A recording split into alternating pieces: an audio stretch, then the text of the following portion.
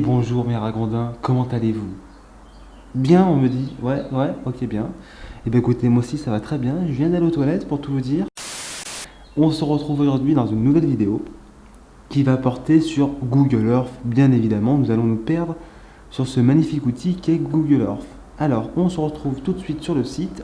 Tac! Et la magie du montage, nous voilà en immersion sur ce magnifique logiciel qu'est Google Earth. N'est-ce pas? N'est-ce pas? Je vous pose la question. Du temps Nesquik, n'est-ce pas? Qui l'a? D'accord. Bon, nous voici donc sur Google Earth, en présence de la France métropolitaine, autrement appelée l'Hexagone.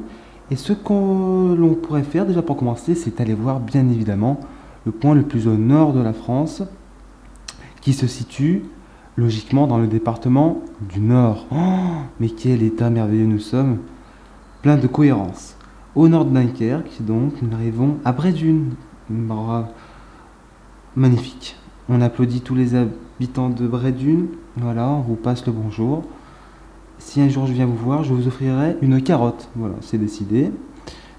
Ensuite, donc le point le plus au nord, attendez, il ne faut pas que je fasse des bêtises, hein, on est quand même sur un débat un peu national ici. Et qu'est-ce que ce serait? Ce serait ici, attendez, parce que la frontière disparaît, mais cependant, elle va là, elle va là. Donc en réalité, c'est un camping, hein, si je ne dis pas de bêtises.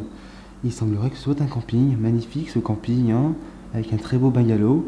Le bungalow qui doit s'appeler certainement le Nord, ou le point le plus au nord, c'est celui-ci. Oh là là, imaginez-vous en vacances dans ce camping avec ce bungalow sur la terrasse, à envoyer à vos copains. Bah tu sais quoi, moi je suis au bungalow le plus au nord de la France. Super, on s'en fout. Alors, vous le voici, le voilà. Bon, il est un peu désert, hein, il a été déserté, sûrement dû à la crise du coronavirus, bien évidemment. Donc voici le point le plus au nord de la France métropolitaine, bien sûr.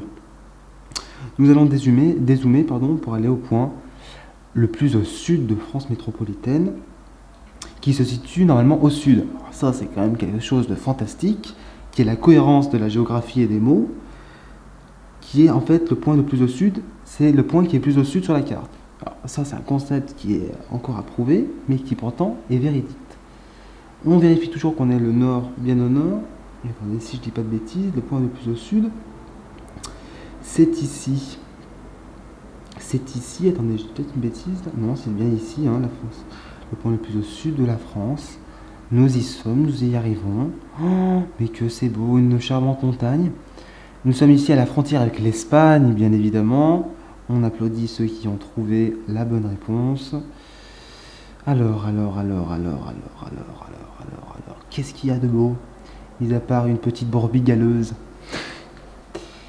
Il a l'air de rien avoir de grand-chose, hein. C'est une charmante montagne qui s'appelle comment? Coma Negra. Coma Negra, donc c'est le point le plus au sud de France métropolitaine. Voilà.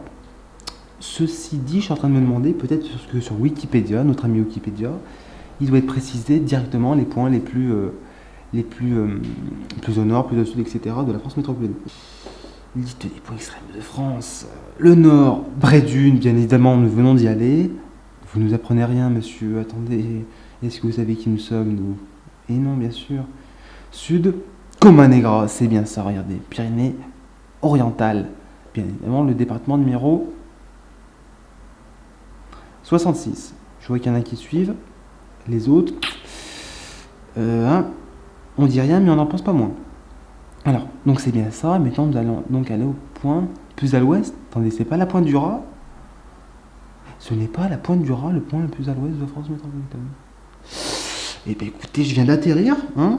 J'étais déjà parti sur Saturne, moi, je vous avouais que je commençais déjà à faire ma petite vie, c'était sympathique, hein. J'avais une charmante maison sur Saturne, hein, c'était important, avec une charmante femme, deux beaux enfants, voilà. J'avais un petit jardin avec un petit arbre que j'avais nommé André. Voilà, bon, je dis ça, mais il faut quand même qu'on revienne à nos moutons, ou plutôt à notre pointe de Corsen, qui semblerait être par là, du coup, si je ne dis pas de bêtises, parce que la pointe du Raz est là, mais c'est pas là, donc ça en fait c'est ici, naturellement.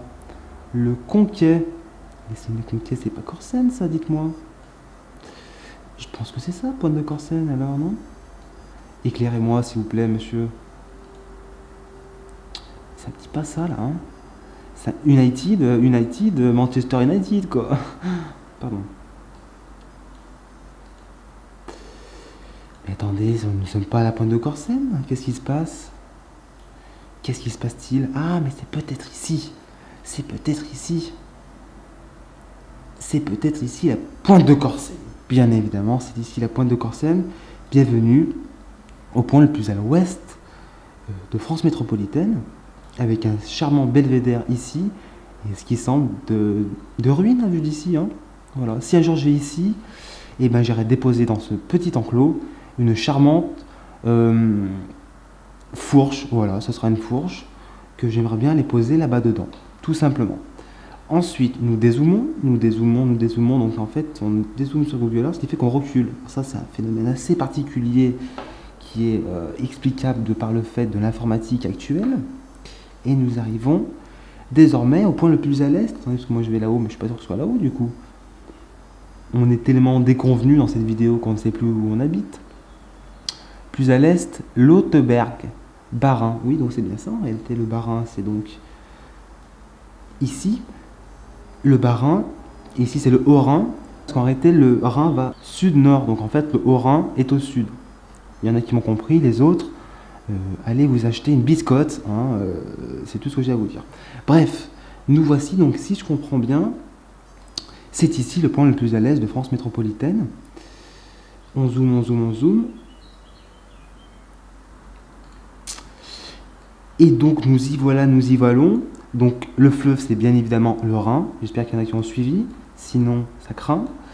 Et donc voilà, donc charmant petit pic qui en réalité ici est un cap. Parce qu'il y a une petite rivière qui semble se déverser dans le Rhin ici. Ce qui s'appelle une confluence. Voilà, on applaudit ceux qui l'avaient trouvé déjà, bravo. Cette charmante petite pointe qui s'appelle... Oh là là, magnifique. Oh, ça, c'est les bornes de l'armée, ça. Et oui. On va pas rappeler notre histoire un petit peu tumultueuse avec l'Allemagne, hein, mais bon, on y pense toujours. Bref, on a découvert le point le plus à l'est de France. Le jour où j'irai, ben là-bas, j'irai déposer... Qu'est-ce que je pourrais déposer là-bas?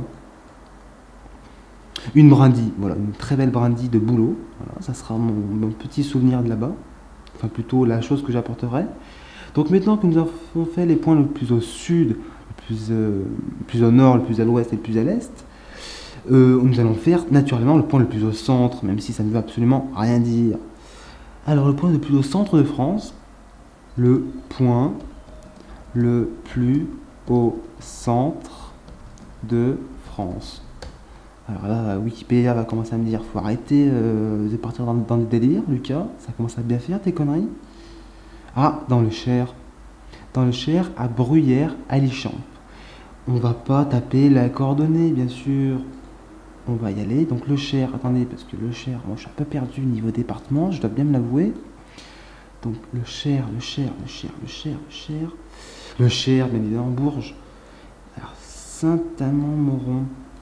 Saint-Amand-Montrond, il y a un cycliste français qui est de Saint-Amand-Montrond.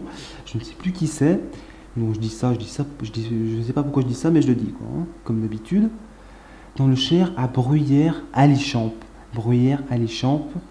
46, 45, 47. 46, 45, 47. Eh ben, écoutez, en fait, je suis très très nul en géographie. Nous allons devoir taper ce nom de village, ou plutôt faire copier-coller, parce que je dois bien avouer mes incompétences niveau géographie. Voilà. On tape. On fait un copier-coller, tac, et normalement, ça va zoomer de lui-même. On applaudit cette merveilleuse technologie. Oh là là, ça zoome. Hop, déployer le parachute, sinon on va s'écraser. Voilà, c'est bon, nickel. Nous arrivons. Oh, quelle belle ville. Oh, il semblerait qu'il y ait une très belle place, bien évidemment, place. Je ne sais pas ce que j'allais dire, mais j'allais dire quelque chose d'autre. Eh bien, écoutez. Ça a l'air assez sinistre, hein. Je fais genre qu'il se passe des choses, mais ça a l'air quand même assez sinistre comme ville. Cependant, un charmant fleuve coule sur l'ouest de ce charmant village. Le fleuve qui peut-être s'appelle le Cher. Je dis ça, ça serait logique, mais des fois, la logique n'est pas. Je m'interromps en pleine phrase, hein. Vous pouvez la poursuivre chez vous, poursuivre cette belle phrase, mais comment savoir si c'est oui ou non le Cher? Eh ben, il y a un truc très simple à faire. Vous prenez le Streetwing, et vous savez, en France, on met des panneaux quand il y a un pont qui traverse un fleuve, et il y a des panneaux qui disent quel cours d'eau nous allons traverser. Et là, attends, on va peut-être traverser le Cher, hein. Bon, là, évidemment, dans le Cher, ils n'ont pas envie de mettre des panneaux, hein. Voilà, ils s'en sont servis pour faire un barbecue. Je ne sais pas ce qu'ils en ont fait du poteau, mais il n'y est plus.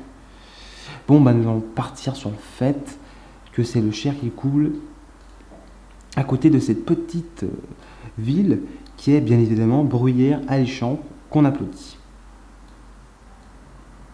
Tac. Maintenant que nous avons fait le point le plus au centre de France métropolitaine, nous allons faire le point le plus haut en altitude par exemple. Et là, tenez-vous bien, attention, vous allez voir un peu l'intelligence du type. Je pense que c'est le Mont Blanc. Je pense que c'est le Mont Blanc. N'hésitez pas à mettre en commentaire oh, Lucas, mais quelle intelligence folle. Voilà. Ça reste entre nous, hein. Mais je pense que je le sais sans chercher sur Wikipédia. Le Mont Blanc, magnifique, bien sûr, à côté de Chamonix, bien évidemment. Le Mont Blanc, ici présent. Voilà, notre fierté nationale, bien sûr. Le Mont Blanc, ici, qui culmine à 4810 mètres, bien sûr. Ah, attendez, parce que là, je tombe sur le mauvais truc et je commence à me dire, qu'est-ce que c'est que ce bordel? Après, pas sûr qu'il y ait... Bref. Donc le Mont Blanc, bien évidemment, 4810 mètres d'altitude. Cependant, et c'est un détail qui est expliqué souvent aux gens, le réel sommet rocheux du Mont Blanc est à 4792 mètres.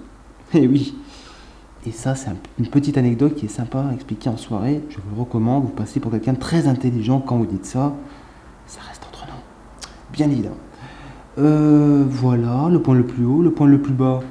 Est-ce qu'il y a des points qui sont en dessous du niveau de la mer en France? Minimal, étang de Lavaduc, Fos-sur-Mer, Bouches-du-Rhône, qui est à moins 10 mètres. Donc bien, il y a un endroit qui est en dessous du niveau de la mer en France. C'est un étang de Lavaduc. Où va-t-il nous mener? Ah, c'est celui-ci, le petit à côté. À Fos-sur-Mer, bien évidemment. Pourquoi je n'y suis pas allé de moi-même? Bon sang, quel abruti. Ah là là là là là là, nous arrivons étang Lavaduc. Et bien écoutez, nous sommes très contents de l'apprendre. Il y a un point en dessous du niveau de la mer en France qui est l'étang de Lavaduc, voilà, qui se situe à moins 10 mètres sous le niveau de la mer. Et bien écoutez, ce fut très sympathique de l'apprendre. Je pense qu'on va se quitter là-dessus, hein. Ce fut très sympathique. Cette petite virée sur notre bon vieux territoire français. Et donc on se retrouve très prochainement pour une nouvelle vidéo dans de nouveaux horizons, de nouveaux pays ou je ne sais trop où. Peut-être qu'un jour on ira visiter la Lune, bien évidemment que l'on peut sur Google Earth. On se dit à bientôt dans une prochaine vidéo qui arrivera très bientôt. Donc ce que je vous conseille, c'est de vous abonner, d'aimer cette vidéo bien sûr si elle vous a plu. Et on se dit à très bientôt. Très.